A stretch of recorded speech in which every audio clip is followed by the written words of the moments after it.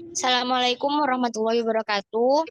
Kami dari kelompok satu ingin mempresentasikan hasil kerja kelompok kami, yaitu permakultur di Dusun Pedes, Desa Petaonan, yang terdiri dari anggota kelompok Zulfa Mazida dengan NIM akhir 016, Muhammad Alif Alfarisi dengan NIM akhir 018, Firda Wahyu Lestari dengan NIM akhir 022, Mas Nining Hofsol dengan NIM akhir 056, dan terakhir ada Mifrahu Syairi dengan NIM akhir 162. Selanjutnya bisa dilanjutkan dengan rekan-rekan saya. Baik, untuk yang form 1 yaitu terdiri dari data diri land owner dengan nama Saema, jenis kelamin perempuan, usia 45 tahun, tingkat pendidikan sekolah dasar, pekerjaan utama petani, pekerjaan tambahan pedagang ikan, dan jumlah tanggungan keluarga 4, 2 anak dan 1 suami, nomor HP 089 530 38 95 67, lokasi Dusun Pedes, Desa Petaonan, Kecamatan Soca, RT 1 RW 1. Luas lahan atau areal 60 meter persegi, kondisi geografinya sendiri,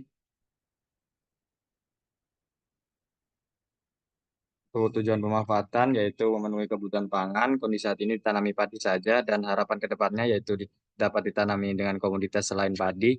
Daftar komoditas yang ingin ditanam yaitu komoditas jagung dan komoditas hortikultura. Dan juga tujuan pemanfaat kedua yaitu penyediaan pakan ternak sapi. Selanjutnya yaitu tidak ditanami tumbuhan, dan harapan ke depannya yaitu menjadi lumbung pakan ternak, dan daftar komoditas yang ingin ditanam yaitu tidak ada. Yang kedua yaitu dokumentasi. Link dokumentasi ada di Drive, dan selanjutnya yaitu dokumentasi. Poin pertama yaitu sawah, kedua akses sumur, kemudian wawancara, akses jalan keluar masuk beraspal di Dusun Pak Pedes, Desa Petaonan, dan selanjutnya yaitu map Desa Petaonan. Yang ketiga yaitu gambar layout lahan existing. Yang pertama itu A rumah, yang ke B ini toko, yang C ini gazebo, yang D ini kamar mandi, yang F gapura desa, yang G jalan desa, yang H pohon mangga, yang I padi, yang J itu padi.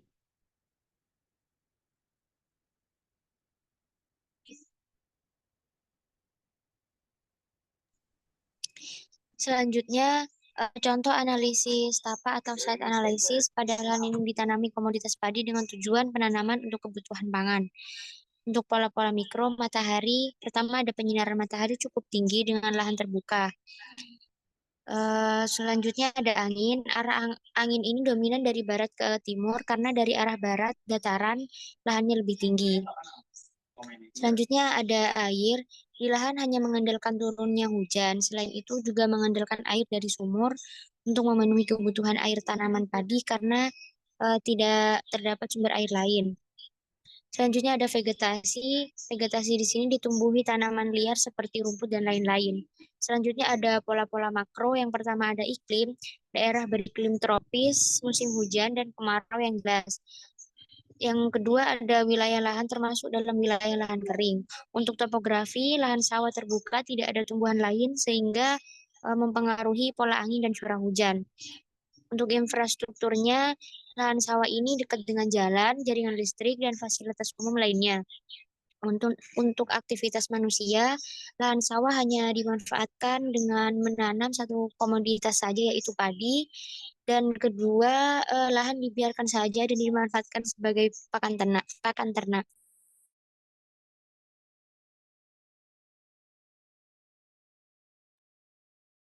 Yang selanjutnya yaitu from 3 analisis fungsional. Yang pertama analisis pada lahan sawah yang ditanami padi.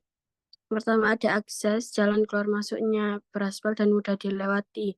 Yang kedua struktur existing terdapat gazebo desa Petaonan untuk tempat istirahat warga. Yang selanjutnya yaitu utilitas dan layanan, terdapat akses listrik di dekat gazebo, sawah, dan akses sumur di dekat rumah warga. Maksudnya penggunaan lahan sekitar untuk pertanian padi, pemukiman warga, tidak ada industri.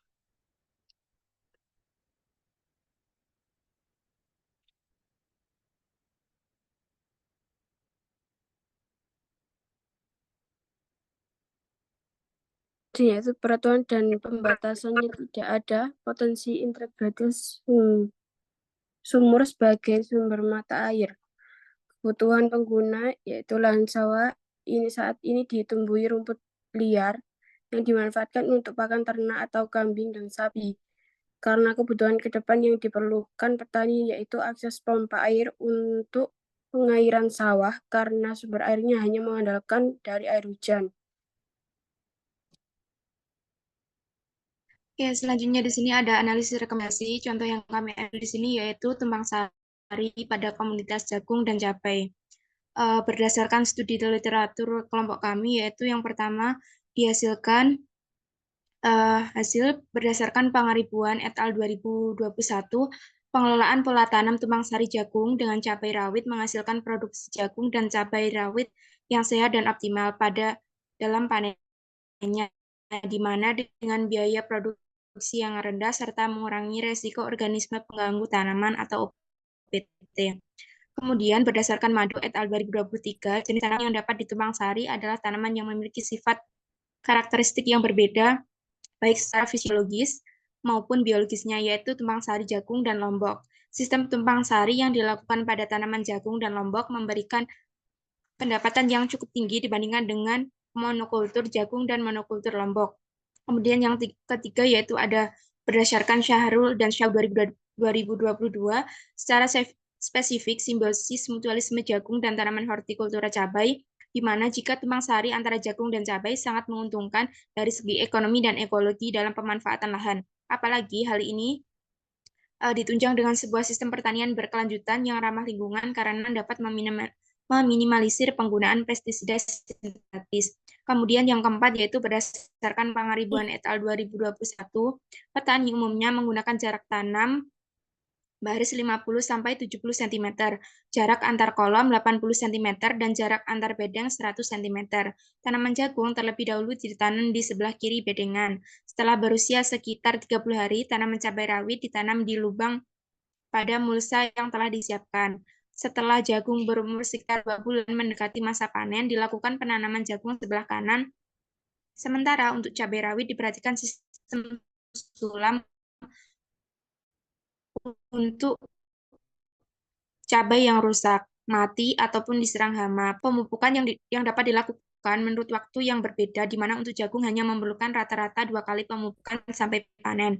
Pemupukan yang pertama dilaksanakan pada saat jagung di bedengan, kemudian saat umur jagung 30-35 hari dilakukan pemupukan susulan setelah tanam. Sementara untuk tanaman cabai rawit rata-rata 7 kali pemupukan sampai panen. Pemupukan cabai rawit dimulai 1 bulan setelah tanam, pemupukan dilakukan 2 minggu sekali dan diikuti pemupukan umur cabai 2 bulan dan 2,5 bulan setelah tanam. Kemudian yang kelima, berdasarkan Syahrul dan Sau 2022, pengairan lahan sawah melalui penggunaan sistem irigasi teknis pompanisasi dapat dikembangkan melalui penerapan teknologi inovasi agrovoltaik.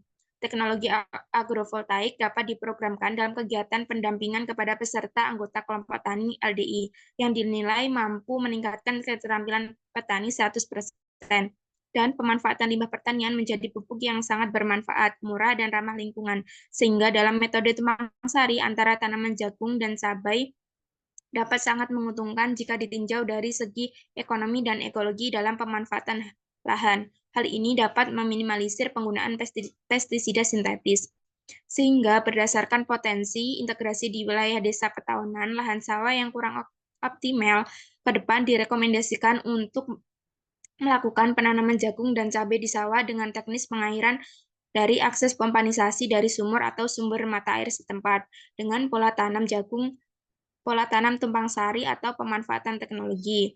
Kemudian hal ini diharapkan agar nantinya lahan tetap bisa beroperasi dan dilakukan penanaman walaupun tidak ada musim hujan, sehingga didapatkan keuntungan dan tepat dari sisi penggunaan teknisnya.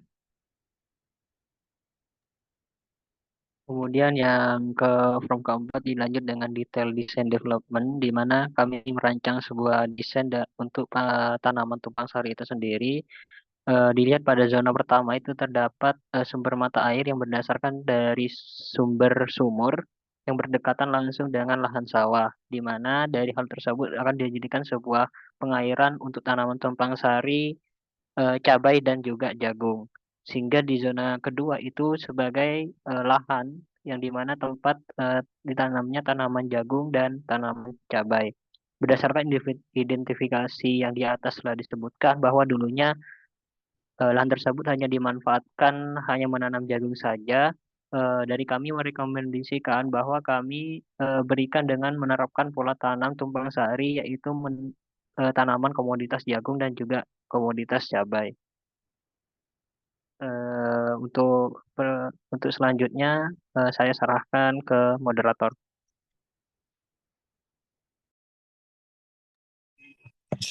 Baik, terima kasih. Mungkin itu saja yang dapat kami sampaikan. Kurang lebihnya mohon maaf. Assalamualaikum warahmatullahi wabarakatuh.